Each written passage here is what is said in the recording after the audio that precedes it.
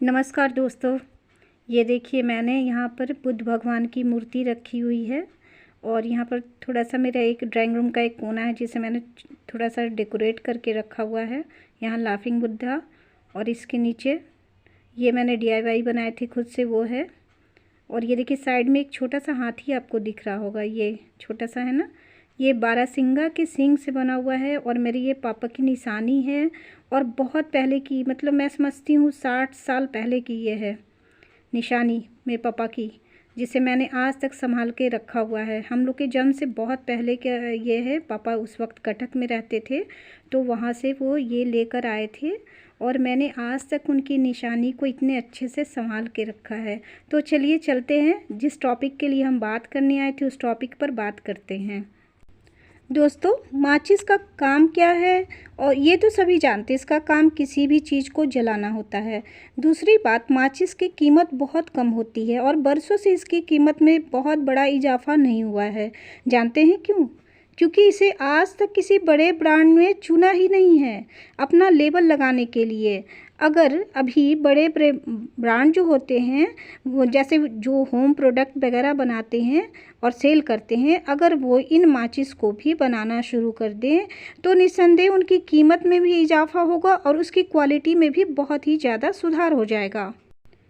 आपसे अनुरोध है कि प्लीज़ इसे पूरा देखेंगे इस वीडियो को, क्योंकि आगे जो बातें होने वाली हैं वो बहुत ही ज़्यादा काम की बातें हैं, इसलिए प्लीज़ रुककर इसे ज़रूर देखेंगे।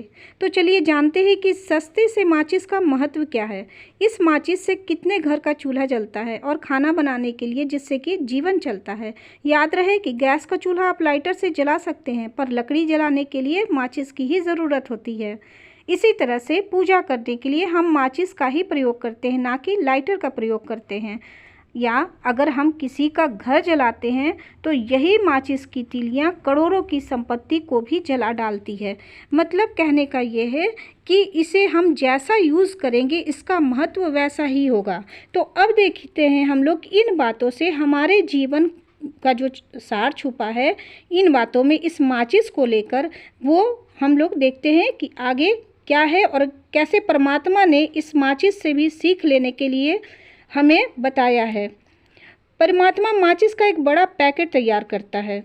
पैकेट के अंदर रखे हर माचिस पर उसकी नियति तय होती है कि वो कहाँ यूज़ होगा।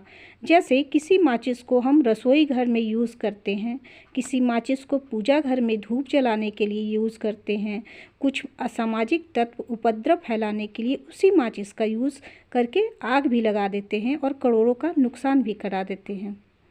अब चलते हैं, हम ये देखते हैं कि माचिस और उसकी तीलियों की नियति के बारे में परमात्मा ने कैसा कहा है। कहा नहीं है, ये तो मेरी थिंकिंग है। मुझे बहुत दिन के बाद एक आर्टिकल लिखने का मौका मिला है तो मैंने ये खुद से लिखी है। आशा करती हूँ आपको पसंद आएगी। तो चलिए देखते हैं कि माचिस और उनकी तीलियों की नियति क्या होती है वो जानते। एक माचिस के अंदर बहुत सारी तीलियां होती हैं। हम जब भी उन तीलियों को यूज़ करते हैं तो माचिस पर उसका असर कम होता है, पर तीलियां जल जाती हैं और हम उन्हें फेंक देते हैं। इस तरह से सभी तीलियां एक एक कर जल जाती हैं और माचिस खाली हो जाती है और फिर हम उस माचिस को भी फेंक देते हैं। तो देखिए यहाँ पर हमें क्या मैसेज मिलता है। ये हैं हमारे रिश्ते, जिन्हें हम इतना यूज़ करते हैं कि वो नष्ट होते जाते हैं और एक दिन हम माचिस के समान खाली हो जाते हैं। फिर यह समाज और दुनिया हमें भी छोड़ देती है। एक वक्त ऐसा भी आता है कि ये माचिस और तीली दोनों किसी काम के नहीं रहते। जैसे बरसात के दिनों में जब माचिस में हवा लग जाती है तो वो किसी काम की नहीं रहती, तो हम उन्हें तीलियों समेत फेंक देते हैं और नए पैकेट से नई माचिस निकाल कर यूज़ करते हैं। आशा करती हूँ कि मेरी ये वीडियो आप सभी को बहुत पसंद आई होगी और उस माचिस के कम मूल्य होने की कीमत के बारे में भी पता चल गया होगा।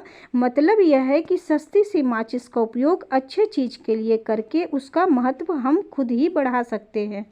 वीडियो अच्छी लगी हो तो प्लीज़ एक लाइक कर देना और बहुत अच्छी लगी हो तो प्लीज़ शेयर भी कर देना।